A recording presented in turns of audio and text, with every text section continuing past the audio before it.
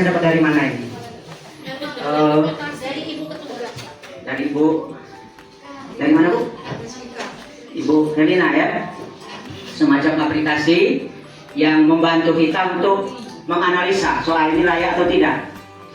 Nah, jadi soalnya itu sebetulnya kita ujikan dulu kepada anak, beberapa anak, kemudian nanti hasil dari pengujian itu kita masukkan ke aplikasi ini, baru kita dapat analisisnya soal ini layak atau tidak.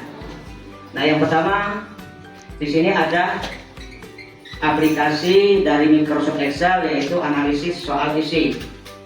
Kita buka sama-sama Bapak Ibu ya. Kalau seandainya belum ada, itu rasanya sudah di-share oleh Miss Bika melalui grup MGMP kita, grup MGMP umum.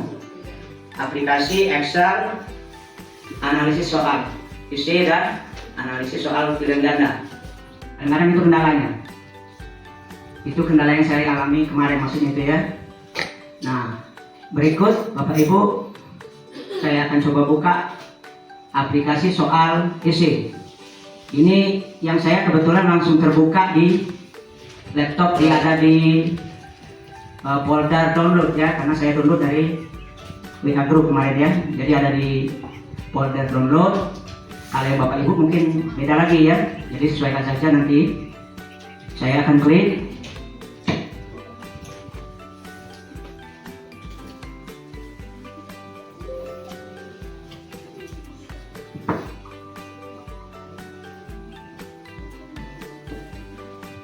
Nah, kebetulan di sini sudah terbuka yang saya ya. Ini Microsoft Excel-nya memiliki beberapa sheet. Yang pertama sheet data 1 bagian bawah Bapak Ibu ya. Ada sheet data 2, sheet proses, sheet daftar nilai ujian dan seterusnya. Nah, yang pertama itu sheet data 1. Kalau tidak salah ini merupakan sheet data Bu Elina ya. Nah, hasil jawaban anak-anak dari mulai nomor anak-anak nomor 1 sampai ke nomor anak yang kesekian sesuai dengan jumlah kelas kita. Nah, ini ada cara gampang untuk mengambil nama-nama siswa ini. Nanti bisa diminta dengan Pak Enrico filenya, file nama siswa. Enrico ya ada ya, baik kelas 1, kelas 2 dan kelas 3. Tinggal kita buka file dari Pak Enrico, kita blok, kita copy, taruh di situ, kita pastekan. Dapat semua nama siswa itu sesuai dengan kelasnya masing-masing. Nah, itu cara mudah untuk memasukkan nama siswa. Tidak usah kita ketik satu-satu. Kalau kita ketik satu-satu nanti akan lama.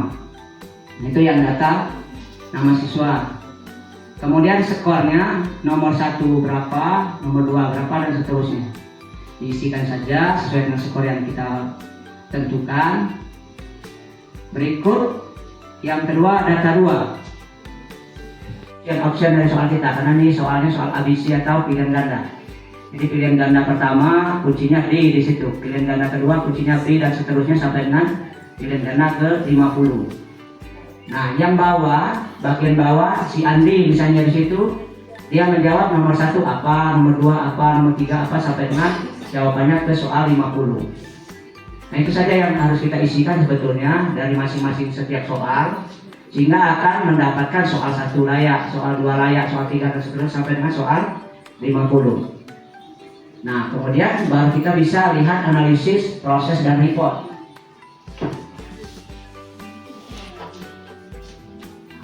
Ini hasil daripada setelah kita memasukkan dari data 1 tadi. Tidak ada hasil apa-apa yang lain. Nah, di soal 1 ini soal 1 sampai 4 ini sebetulnya ingin nyobain ini. Sebetulnya cuma satu soal bayar ini sebetulnya.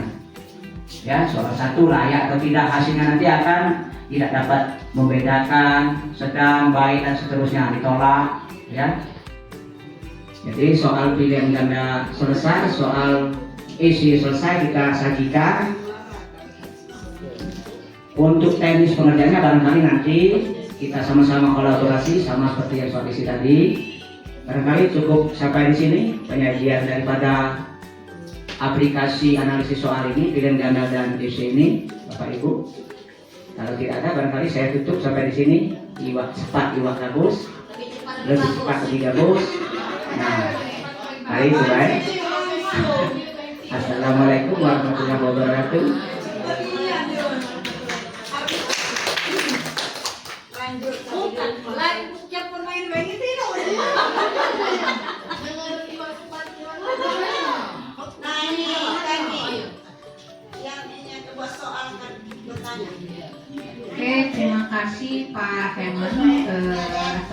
bagian materinya.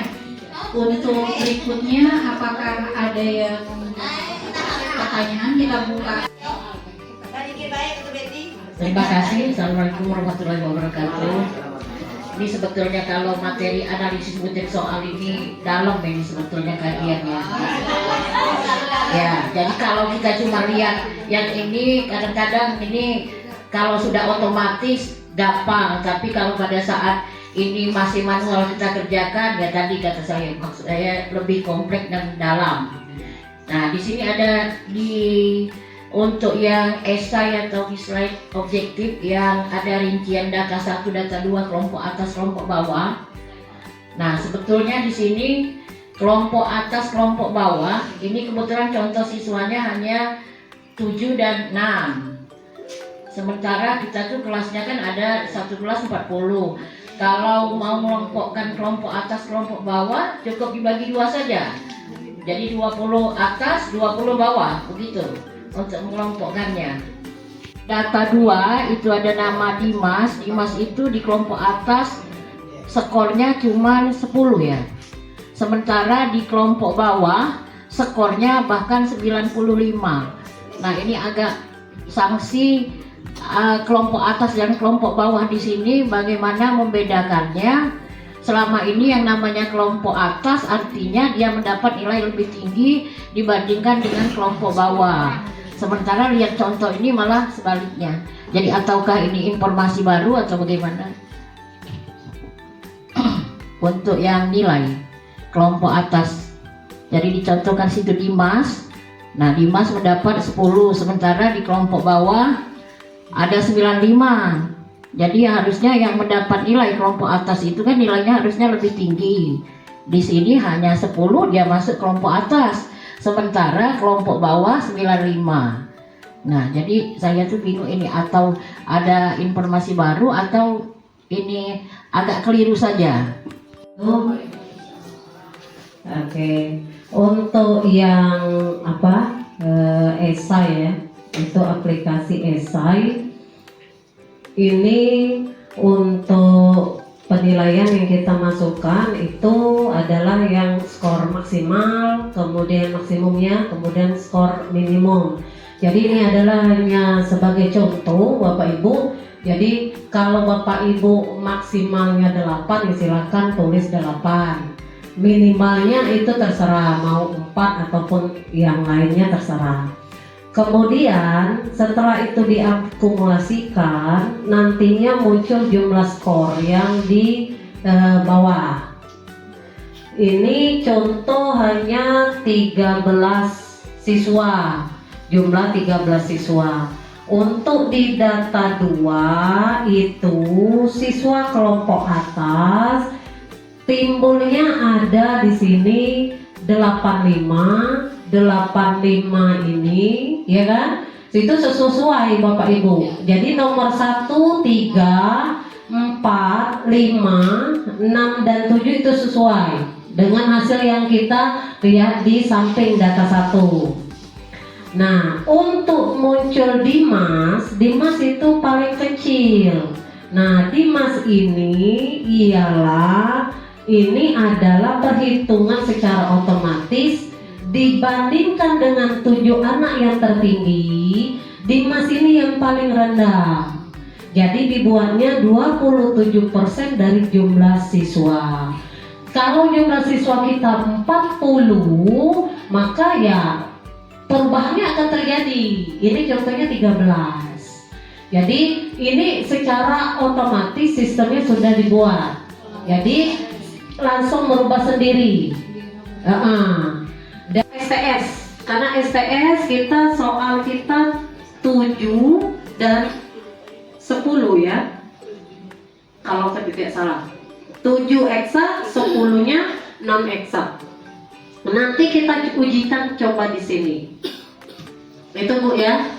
Jadi rumusnya memang sudah dari sana rumusnya, kemudian tidak kita rubah dan ini larinya ke sini.